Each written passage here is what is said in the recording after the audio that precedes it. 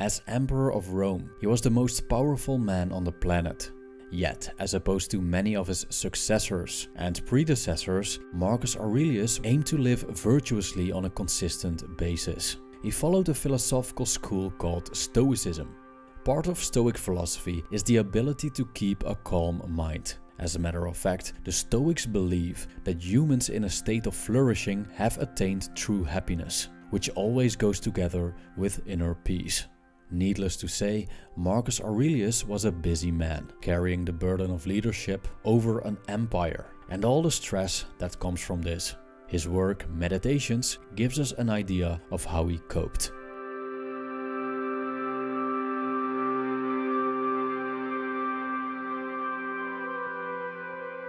Marcus Aurelius is famous for his negative visualization, which modern Stoics use as a meditative practice to start the day. Since I've got a separate video about this, I would like to focus on his lesser known teachings that we can use as practical advice for more tranquil lives.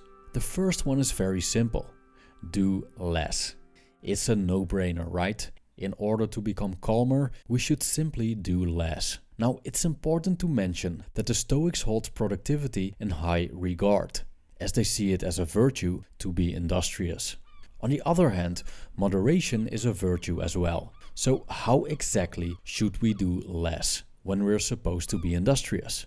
Marcus Aurelius observed that people do many things that aren't necessary. In the current age, we have access to almost unlimited entertainment, so it's very easy to get caught up in all kinds of non-productive activities.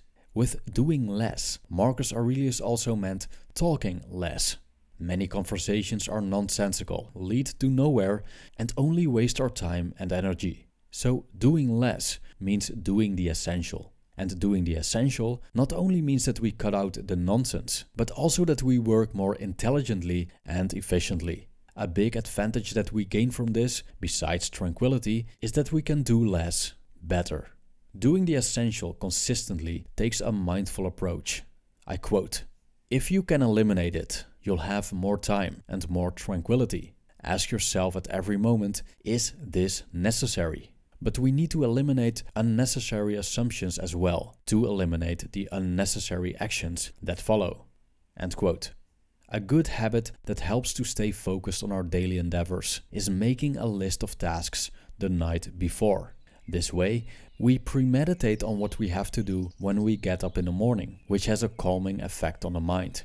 Because when we design our days beforehand, there's one less thing for the mind to worry about.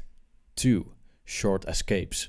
In another video, I've explained that the Stoics aren't too fond of traveling for recreational purposes and don't see it as a good way to seek tranquility. The reason for that is that wherever we go, we take ourselves with us. So the effects of traveling are only temporary. Thus, as soon as the novelty subsides, we'll be confronted with our own minds again. Marcus Aurelius was critical of people seeking refuge from daily worries by traveling or residing in quiet places like the mountains or beaches. In his mind, this was an idiotic thing to do, because why should we travel when we can get away by going within? Nowhere you go is more peaceful, more free of interruptions than your own soul, he said.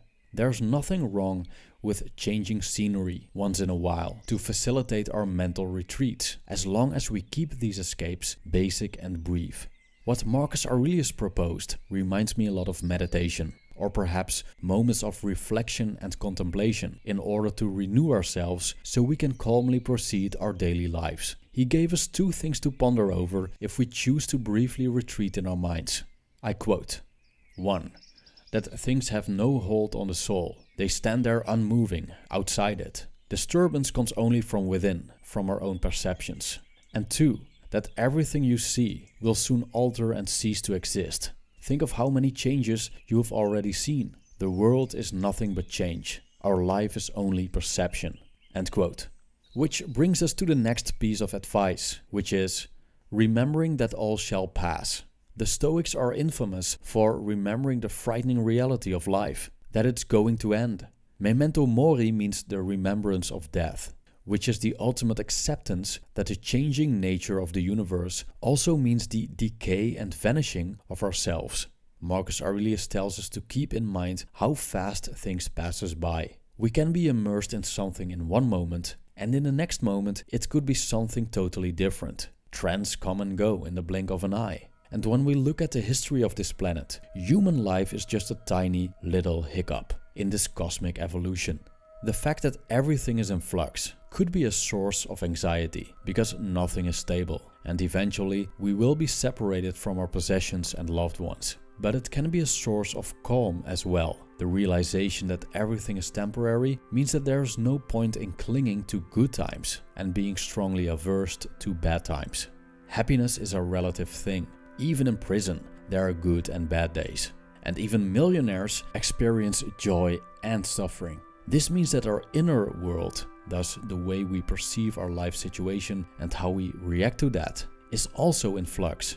Moreover, we can influence how we react to change. So why should destiny concern us so much? As Marcus Aurelius wrote, "The infinity of past and future gapes before us, a chasm whose depths we cannot see, so it would take an idiot to feel self-importance or distress, or any indignation either, as if the things that irritate us lasted."